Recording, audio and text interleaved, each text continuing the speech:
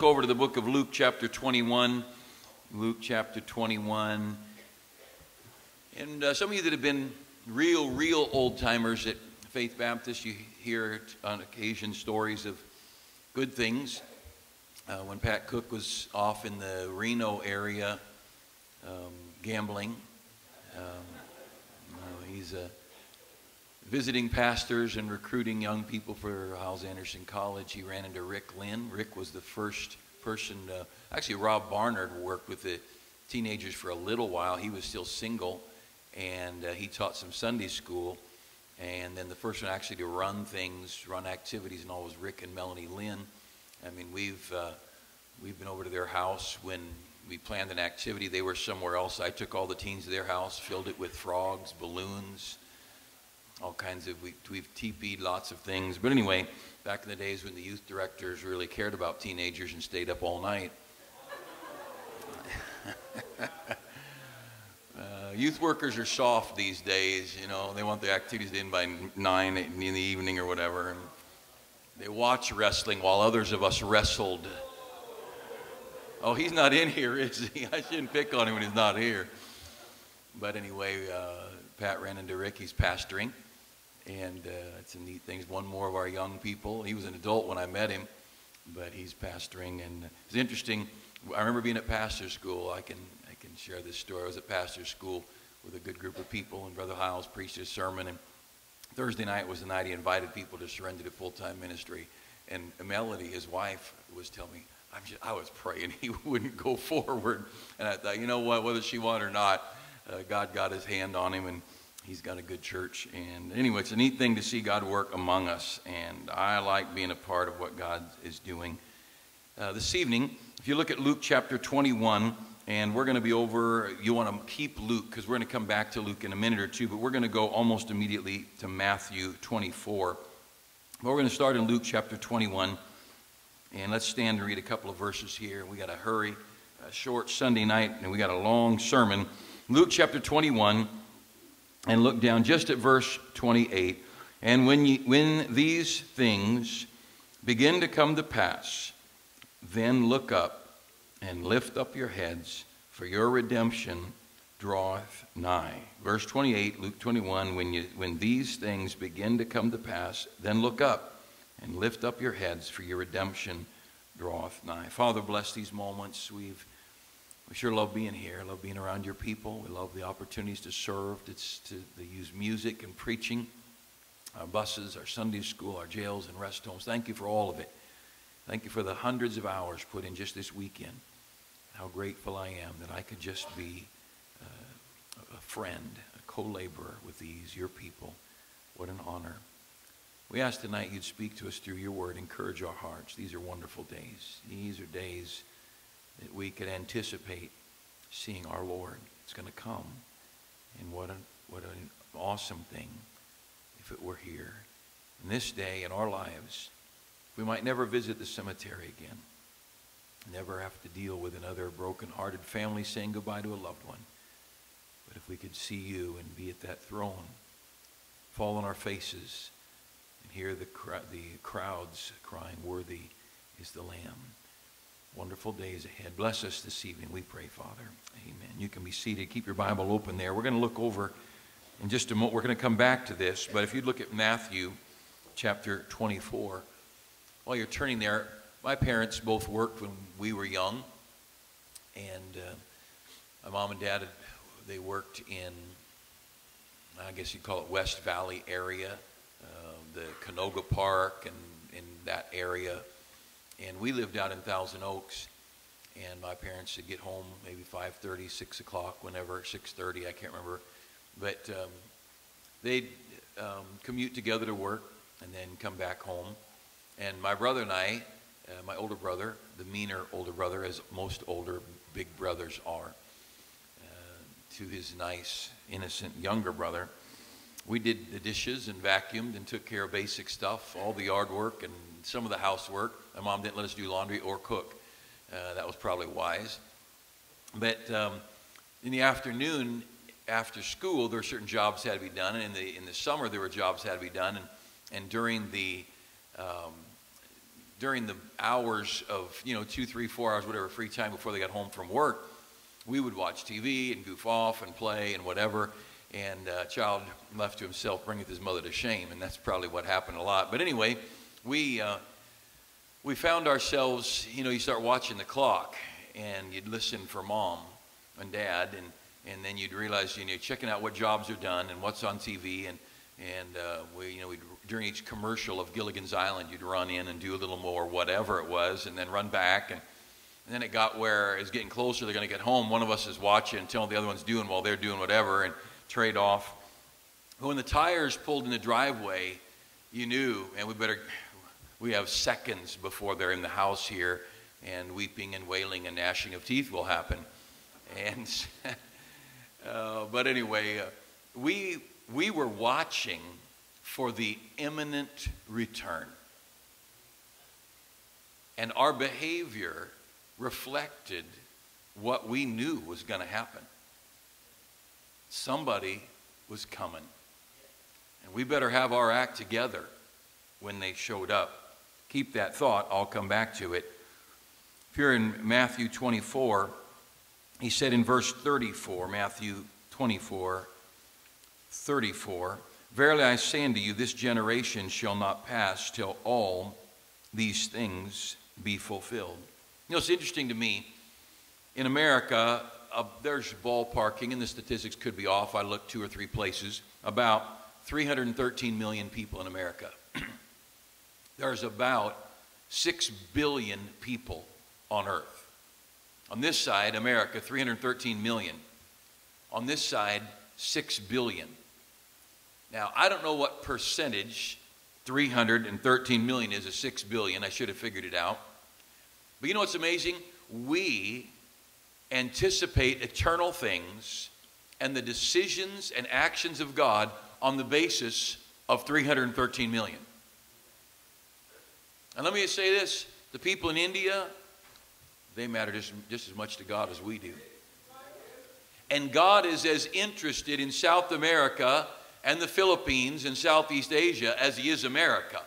It just so happens we're here, so we look around, and when things go wrong, catastrophe is the world's coming to an end. Maybe Jesus isn't going to come back since this happened or that happened. Let me assure you, he's coming back. Too many of us are acting like a prosperous America is the only society in which God is good. Understand that for 5,800 years, God was good before America was ever founded. God doesn't need America to be good. God doesn't need a conservative White House to be good. God was good before there was any houses. God was wonderful and glorious and holy and righteous long before there was anything in America. Before there was dirt, God was good. Too many Christians are acting as if the only hope of the people of God is the right political candidate. God's our hope. As they were marching the Christians into the Colosseums to feed them to lions, God was good and God was faithful. And as God's people were tortured and burned by the millions, God was holy and God was righteous and God was good. And when explorers were coming across from Europe and England to America, God was good and God's people rejoiced and sang hymns and praised God and served God. You see, churches have been going on ever since Jesus started it. And people have been on their knees praising an almighty God ever since the cross. And it has nothing to do with the economy of America. There is absolutely zero going on in America today that has anything to do with the goodness, the faithfulness, the love, the mercy, and the awesomeness of Almighty God. He's God. Always been God, always is God. When my heart breaks, he's still good. When the world's coming to an end all around me, God is still faithful. When things don't go like I thought they would go, when my dreams are shattered and my hopes have fallen apart, God's still good. See, it's a great thing about being a child of God. We're not subject to the winds of political or economic times. God is on the throne, powerful, good, faithful, and every promise in the Bible is good, and it was all given before there was a democracy or a republic or an America. God is a wonderful God. So let's take the signs of Christ's coming and let's remove them from America. And let's look at universal signs. Because the believers right now in China, it's not Sunday in China, I don't think. I'm pretty sure it's Monday there. But the believers that attend church on Sunday in China, they're thrilled to be saved. They're so happy to be Christians. And you know the missionaries that slip into these countries to bring the gospel, that risk deportation, jail, or worse, do you know they are so excited to be saved in that country? We would think it would be tragic. It would only be tragic as an American. And I, for one, love America. It would be tragic to me. But could I tell you, light years above America is our cross and our Savior. And we need to be very, very careful to make sure our loyalties and our faith is in this book. You know, I think about Brother and Ms. McMahon went over to the mission field after World War II, or was it the Civil War? I can't remember. World War II, all right, good. They went with American money. And because of America's prosperity and the generosity of American people, they were able to spend 2 decades church building in Japan. But you know, when Hudson Taylor went to China, he was there just a short time before money ran out. And he heard that the mission board, now picture this, this is in the 1800s. He's in China, 6-month boat trip to get to China. And he finds out that his mission board back home is having to borrow money to pay the missionaries because the contributions are down. And in China, he writes a letter to his mission board. It is unscriptural for you to go into debt. Therefore, I resign, and I will trust God to support me. Now, resigning from a mission board in America when you get a job and pay your bills is one thing. Being in the center part of China and resigning from your mission board. But you know what Hudson Taylor had? This strange thing that we've forgotten in America. God. He had God. And I wonder sometimes if it isn't a good thing that the world fall apart just a little bit. I really don't want it to fall apart a lot. I like having grandkids around and being able to feed them and all that kind of thing. I like our church buildings, our Christian school, our buses. I like air conditioning and indoor plumbing. All that could easily pass away if the administration around us had their way. But the fact is, God will still be faithful. You know, many, many, many years ago, we had a nation that believed in prayer. I mean, to the point of, maybe we'll just say General Patton was maybe not the most Bible-reading Christian. How would that be? I've read a couple of his biographies, and perhaps. But you know, you that have been too educated by America's schools, you understand even people who weren't Christians in America's early days, they knew there was a God. They knew the Bible was true. And they knew our hope was God. Farmers that never went to church prayed for rain. General Patton, at a very crucial point in World War II, went to the chaplain and asked him to write a prayer, and had thousands and tens of thousands of copies of that prayer. And he said, every enlisted man in Europe is going to get a copy of that prayer, and we're all going to pray it. You say, well, that isn't even Christianity. It worked. You can call it Christianity or whatever you want. But George Patton called it a work, an act of God, and then went in and whooped the fire out of everybody in front of him. He was not the benevolent others first Christian. You know, he's getting ready to go into Germany, and they're going to send this general and that general, and he was going to run back up, and he told them, if I don't go in first, I'm not going in. How do you say that kind of thing to the commanding God? You know, here's a general telling whoever's above him, no, I won't go. Either I go first or I don't go. Me and my tanks are going to go home. I love reading about that guy. You know, but see, even that kind of a man knew we needed to pray. I think we've got a nation that needs to be brought back to our knees. I don't like it. I don't want it. I know no one's ever done this, but I've read about it in ancient history where a kid would be being a brat and a parent would spank that child because he's just having an attitude. The parent would say some archaic phrase like, you need an attitude adjustment. Or you're cruising for a bruising. Now we're talking ancient Roman. And I've heard that a good whipping, suddenly the kid is bright and beaming. Now, obviously, timeout is more effective today. But I wonder if God's not looking down saying, you know, I think you'd be a lot more happy if you had an attitude adjustment. You say, I'd really like to not lose my house, or my business, or our freedom. And God says, yeah, I know, but you'll be a lot happier after this happens. And we're thinking, you know, these dumb statements parents make, this hurts you more than it hurts me. That is a really stupid statement. Look back at Matthew 24. Let's read the scriptures here. Matthew chapter 24, verse 34, I say unto you, this generation shall not pass till all these things be fulfilled. Heaven and earth shall pass away, but my word shall not pass away. Look at verse 36, but of the hour, of that day and hour knoweth no man. Talking about the time he's going to come back.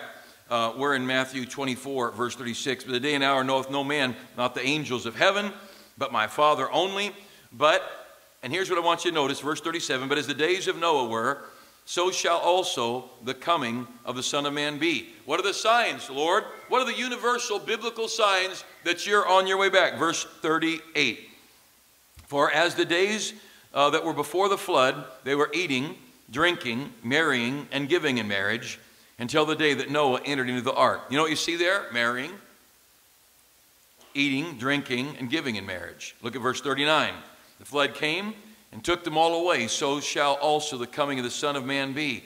They had no clue. They were running their daily life. They were running a normal life, working, marrying, raising families. But you know what? They forgot there was a God. You could say they were playing soccer on Sundays. They were playing bingo at the Elks Lodge on Sundays. And they just plain forgot that there was a God in heaven.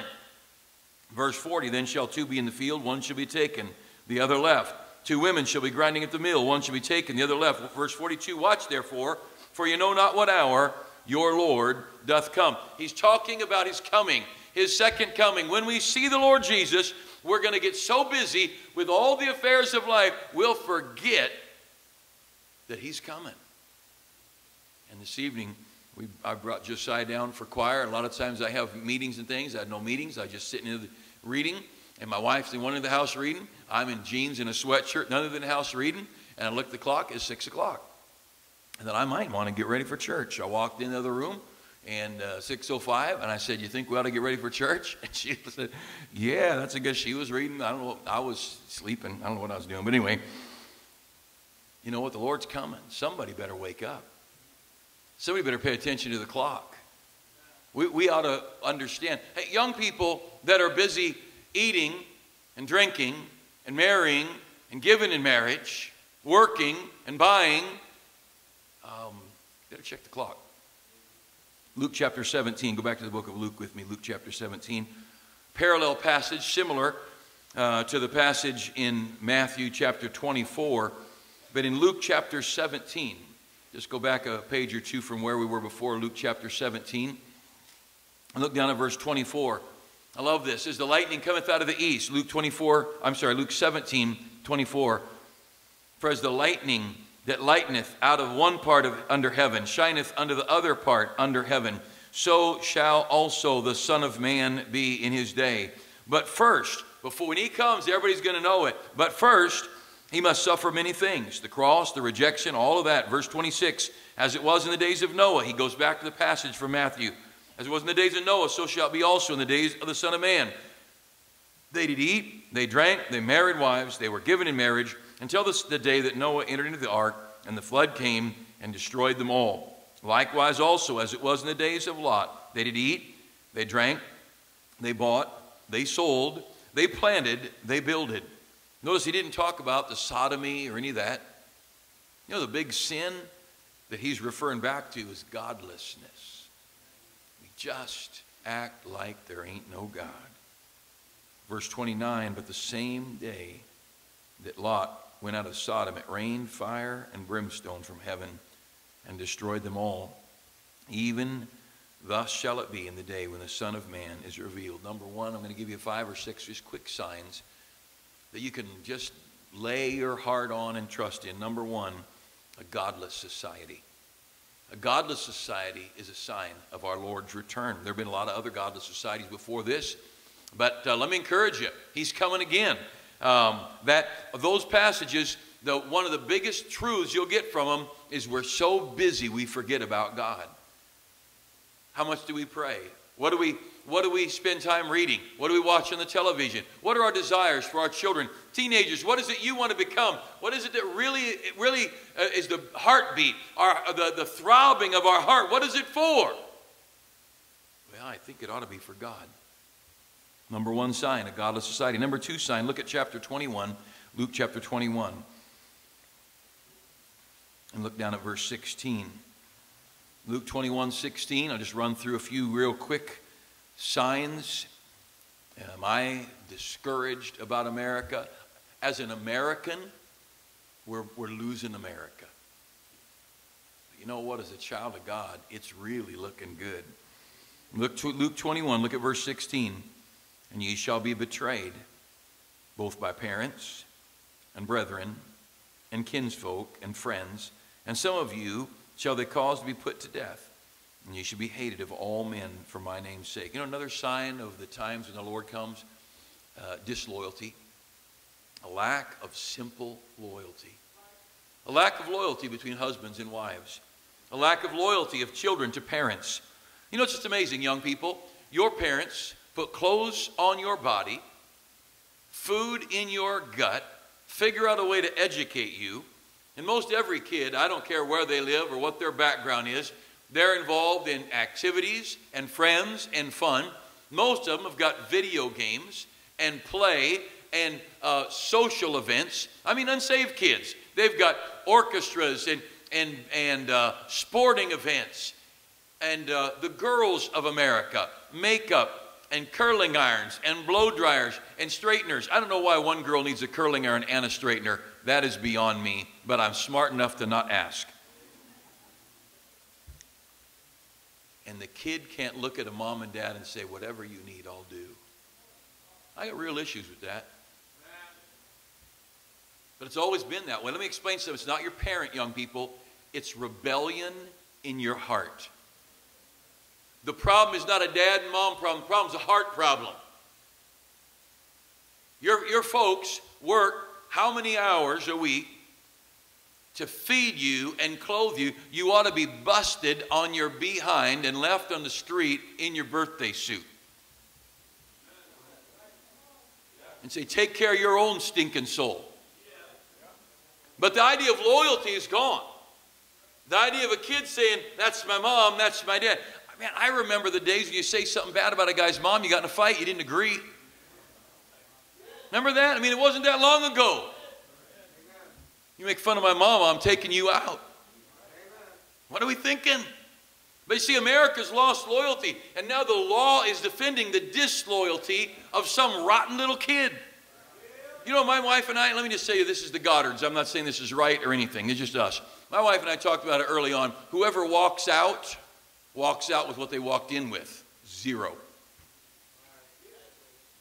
That's just our prenuptial agreement. So obviously no one's leaving. That's till death do us part. I mean, when you get the wealth we have laid up, no one's going anywhere. What are we thinking? We got no loyalty to our spouse. We've got no integrity and loyalty to our own vows. We've got no loyalty to our friends, to our family name. you know, it was not long ago that people worked and paid bills and honored the promises and commitments of their family because that was my name. But a guy's name meant something. That I'm going to live a certain way because of my parents' name. That I have a name to live up to. And young people, let me tell you something. You need to take the name of your parents and live up to that name. You need to just sit down and say, you know what? I will take that name and I'm going to make it look good in the next generation. That's loyalty. No, I just don't get treated right. No, you get treated way better than you deserve. That's what, just like God treats all of us. Number one, I don't have time. That'd be a good place to spend the rest of the night. But we don't have time. Verse number one, it's a godless society is a sign. Number two, a disloyal society. Number three, it's also, if you look over to the book of Revelation, chapter 13, if you don't want to turn there, it's a very a familiar passage, Revelation 13, verse 16. It's a controlling society. What kind of society will we be in? I don't mean America, I mean worldwide. Because God is not sitting here focusing on 313 million people on one little corner of the planet when there's 6 billion people all over the planet. God's got his own plan, got his own agenda, got his own alignment of life and governments and worlds and wars and all that's going to go on all around the world. We're a little corner of that thing. Just a little corner of it. And God looks down there, and one of the signs that we would see, if you look there at Revelation 13, 16, it says, and he caused all, both small and great, rich and poor, free and bond, to receive a mark in their right hand or on their foreheads, that no man might buy or sell, save he that had the mark or the name of the beast and the number of his name. Now that's not new. We've seen for some years now. Before I started the church, when I was in college, people talked about this. But just think of the technology. I was in the Philippines. I don't even know how far away the Philippines is, but it's a long ways away. I took my ATM card, my Bank of America ATM card, and I just go, shoo, and it says, hello, Bruce Goddard. That's scary. It wasn't in Tagalog. I mean, it was, you know, man, to tell you what's neat, go to the Philippines and push that button, balance in account. Whew. I was rich, man, just for a little while. About, what was it, 40 pesos to $1 or something like that? I don't know what it was, but I looked at that balance and thought, my wife, I need to take a picture of this and send it to my wife. This is looking good. She might stay with me for that. Our technology today is certainly ready for a controlling government. It would take nothing to control every dollar you have, every piece of plastic you have. You know, people say, well, you just need to store up a bunch of gold. Where are you going to spend it? You going to go to the Circle K? I mean, unless you want to go be a pirate or something, you know. It's a controlling society. We are right now in a government in America that is overshadowing and controlling. And if you don't think we're under control, you're not paying attention. Freedom is shooting out the back door just as fast as it can go. But we say, oh, we're losing our freedom. Hey, look at India. Look at China. Look at 1 billion people in China. Their freedom's been gone. Most of them never had freedom. The world, we're surrounded by a world, and little by little the devil wants to control. And you young people understand this. You give in to a controlling society, and you start thinking they're going to take care of you. There's never been a society that controlled people that took care of them. Slaves aren't taken care of. They're treated like plow horses or mules, but they're certainly not free. And you better hope as an American that God would do something wonderful in our country. But you know, whether he does or not, my thought is, look, if over here we've got freedom and liberty and prosperity and prospering churches and the gospel being preached, you know what that means? Jesus is a long way off. But you know what? If we're totally beat up and the one world government and one world economic system, you say, oh, it'd be terrible. Hey, my thought is it's just right around the door. I'm not worried that Jesus is going to come. That's good days. These are not things to fear. These are not things to panic over. Our Lord is coming again, and they're just simply signs. And we read earlier, when you see these signs, look up. Man, it's going to be great. I would love to be watching an inaugural address when the trumpet sounds. You know, you think about the martyrs. Wouldn't they have liked to have had laid their head down on the chopping block and say, this would be a real good time, Jesus? I'd like to see the look on his face when he can't see my face.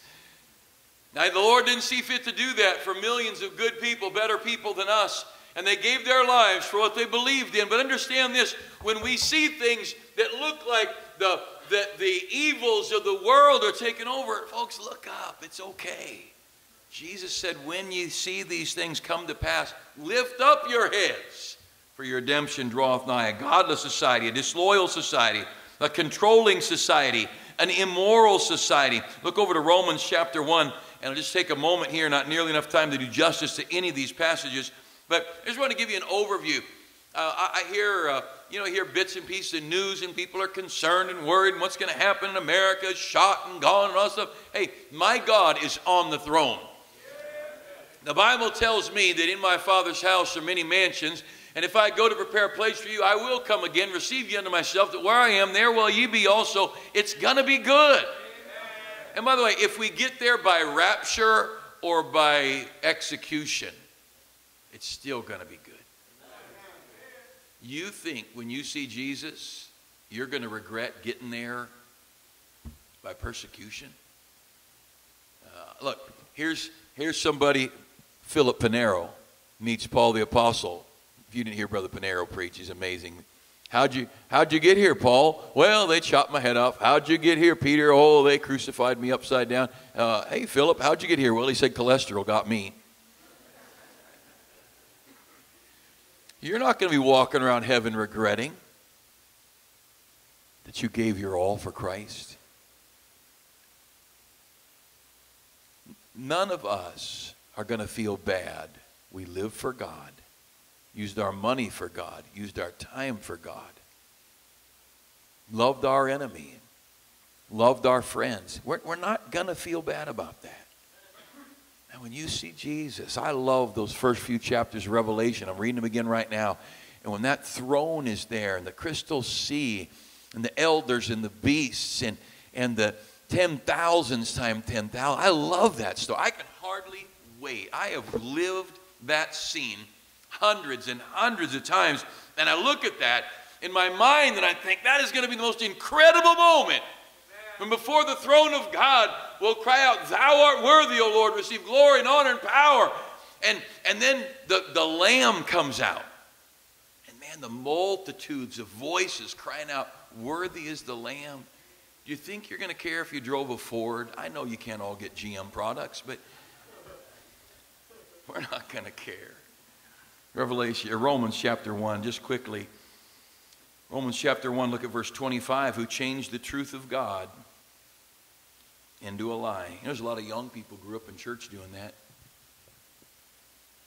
A lot of young people went to Christian schools and had Christian mamas and daddies, got out of high school on their own. They changed the truth of God into a lie. Look at that, and worship and serve the creature more than the Creator, who's blessed forever.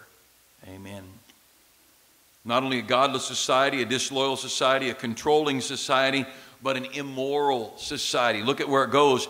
He said they began by worshiping and serving the creature. Suddenly we're more concerned about an otter than we are the God of heaven. We're more concerned about a tree or a fairy shrimp than we are the Lord of glory. We're more concerned about an animal or a plant or humanity than we are the one who made all of it. Verse 26, look on. For this cause, what's the cause? Because they forgot to worship God. That sounds kind of like what we read back there in Matthew and Luke, isn't it? Verse 26, for this cause God gave them up unto vile affections. For even their women did change the natural use into that which is against nature. Likewise also the men, leaving the natural use of the woman, burning in their lust one toward another, men with men, working that which is unseemly, and receiving in themselves that recompense of their error, which is meat. That's something inside their body. That's a disease. And if you want to know how to cure AIDS, the solution is right there. one man and one woman for one lifetime, as was said many years ago. An immoral society. Verse 28, even as they did not like to retain God in their knowledge. That goes back to those other passages. Godlessness brings God's judgment. Even as they did not like to retain God in their knowledge, God gave them over. And let me say this, you don't want God to give you up. One of the scariest thoughts in the Bible to me, 1 Corinthians 9:27, I keep under my body and bring it into subjection, lest by any means, when I've preached to others, I myself should be a castaway. I don't want God to give up on Bruce Goddard. Here in Romans chapter 1, God gave them up in verse 26. God just said, go ahead. Young people, listen to me. You don't want God to just let you go. You don't want to go there. If you ever get to the point where you can just run headlong into shame with no restraint, you better really be afraid. For one, you might ask yourself whether you're saved. But for another, even if you are saved, those are scary days coming. In this society, this vile and vulgar, immoral society, who didn't acknowledge God as God Almighty, God gave them up to their wicked affections. And then the immorality in verse 27, verse 28, even as they did not like to retain God in their knowledge, God gave them over to a reprobate mind. Now their very thinking is reprobate. Their whole mind is warped and filthy and immoral. That's why you can't logic with people very often. Because once you get out there in this world of wickedness, you try to logic with them, their brains are not capable of good logic, because the fear of the Lord is the beginning of knowledge. And a person who denies God and denies the existence of God and the eternity and all the heaven and the earth and the hell and all that God promised, you deny that, your brain's not working right. And yet we have our universities and colleges and high schools and elementary schools staffed by that type of person in many cases. Verse 28, even as they did not like to retain God in their knowledge, God gave them over to a reprobate mind to do those things which are not convenient. God says, go ahead and be filthy. Go ahead and be dirty. Go ahead with your pornography. Go ahead with your immorality. And by the way, none of us, and I believe that is right, couldn't prove, but none of us has ever walked through this world clean and spotless. But let me say to you young people, you better fight every little speck of dirt.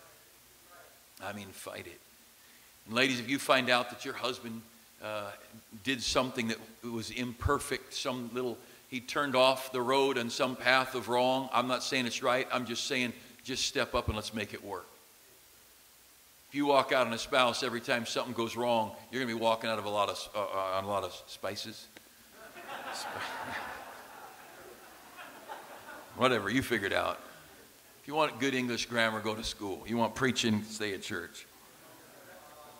Verse 29, being filled with unrighteousness, fornication, wickedness, covetousness, maliciousness, full of envy. Well, aren't we a society of envy? Murder, debate, deceit, malignity, whisperers, backbiters, haters of God, despisers, or despiteful, proud, boasters, and inventors of evil things. And look at this, of all things, disobedient to parents.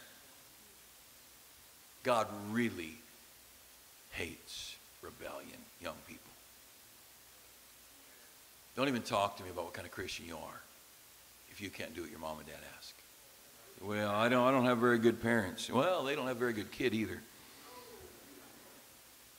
Verse 31, without understanding, covenant breakers, without natural affection, implacable, unmerciful, who knowing the judgment of God, that they which commit such things are worthy of death, not only do the same, and notice this last phrase, but have pleasure in them that do it. Not only does this wicked society love doing the wrong, they like the people who do the wrong. Let me just say a word about our entertainment. We should not be entertained by people who live the way I just read. Does it make sense? Who not only do the same, but they have pleasure. They enjoy watching those who commit the same thing. I think we need to get a revival of our music and our TV and our movies. Because a sign of the immorality and the shame of America is that we take pleasure in this filthy world. I don't have enough time to run through it. I got to close. Number one, a godless society. And again, these are all things that should cause you to look up, not down. A godless society, a disloyal society, a controlling society, an immoral society. How about a bankrupt society? I don't have time to go into the euro, all that's going on in Europe. You know, Greece's problems and Spain's problems and France's problems. Just wait. It'll be America's problems if the Lord doesn't see fit to change it. Now, he might, and I hope he will. And as American, I would love it to be different. But when this whole thing goes bankrupt, then somebody's going to come along and say, now, folks, we're all a big mess. What we need to do is just even this whole thing out under one big bank. It's coming. It's just, now, and if it doesn't come now, it's going to come in 50 years. If it doesn't come, and if it does come now, that means look up. A bankrupt society, and I don't have time to run into it, but let me just say this, a desperate society. You study Stalin and Hitler, and you'll find those two work their way into power by communicating hopelessness and despair. Because a hopeless and desperate people start reaching out, like trying to save somebody who's drowning. You know, they're going to claw your eyes out and drown you too. And a society, especially young people, you young couples, you're looking at your baby. Oh, what's going to happen to my baby? God gave you that child. God gave his son to die for that baby. And God's very capable of taking care of my babies. Relax. I'm not chewing you out. It's maternal instinct. Obviously, we care about our kids, but trust God. Trust him. And sit back, take family pictures, go to the Walmart or Penny's, send pictures out to everybody, look forward to weddings, look forward to walking those kids down the aisle. And all those girls that stood here a minute ago and sang that song, they're all going to be getting married soon. Say, not my kid. Yeah, you think. A desperate society is a sign of our Lord's return. And I can't get into that just because of time, but let me just close with this.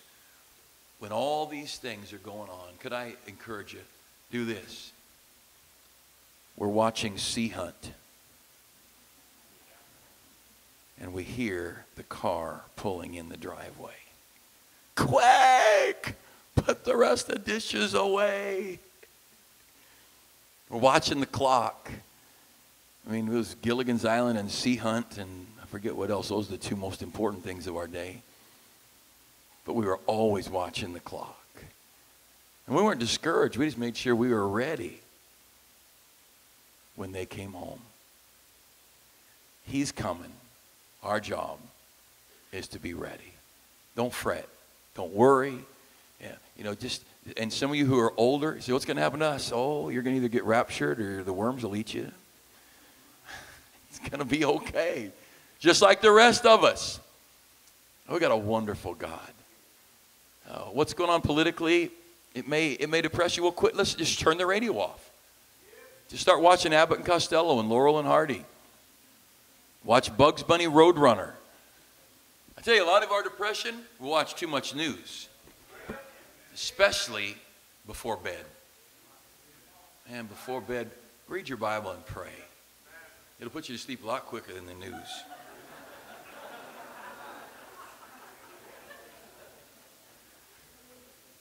We have come to a point where we're trusting our jobs and our retirement and our pensions.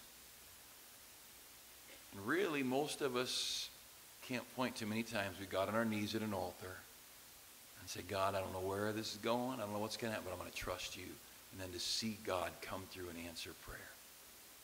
Hey, would you rather your children learn to budget or learn to live by trusting God? And I'm not against budgeting. But I think America is, the good, godly Christians have planned their giving, their Gideon's giving, around a budget instead of a prayer closet. I think this whole matter of tithing. I don't know if it's in the budget.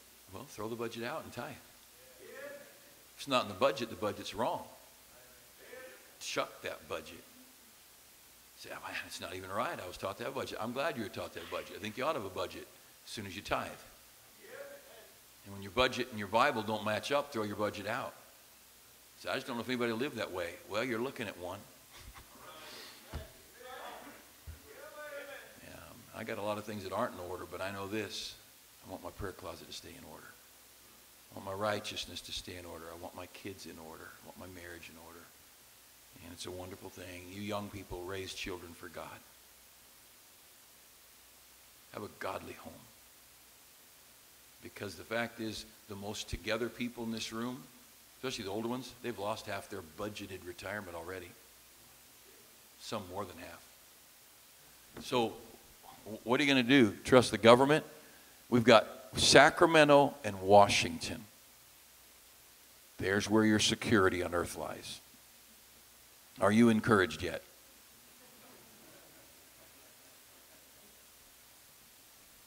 Or you got your prayer life. Maybe that's why we're looking to Washington. Because we don't have anywhere else to look. It might be God needs to bring us to the point where we have nowhere to look but a bended knee and a bowed head and a, oh God, help me. As an American, I don't want that day. But as a child of God, just might clean up some of the things we're doing on the side we know we ought not be doing, because it's really hard to be on your knees when you've been living wrong. Let's live holy. Let's live right, and let's listen for the cars pulling in the driveway. All right, let's pray. Father, bless us. Help us tonight. These are good days. Good days because I'm saved. Good days because I've got the best friends a guy could ever ask for. Good days because you're coming again. Good days because we've got a Bible that's true and filled with promises. Good days because we belong to Jesus. These are good days. My kids are all saved. Good days because around me here there's teenagers, dozens of them, who love you. We come to you today. We commit our nation to you. It's our home. We do ask for mercy. We ask you to salvage it. But Lord, may we be people of faith. May we be people of prayer. May we rely on you more than government. May we rely on prayer more than position. Teach us, Father. And we do look forward to you. If you came tonight, what a thrill. Couldn't come too soon for this preacher. Love to see you today. Bless us, we pray. May we live this week looking forward to the return of our King. In Jesus' name, amen. Let's stand together with our heads bowed.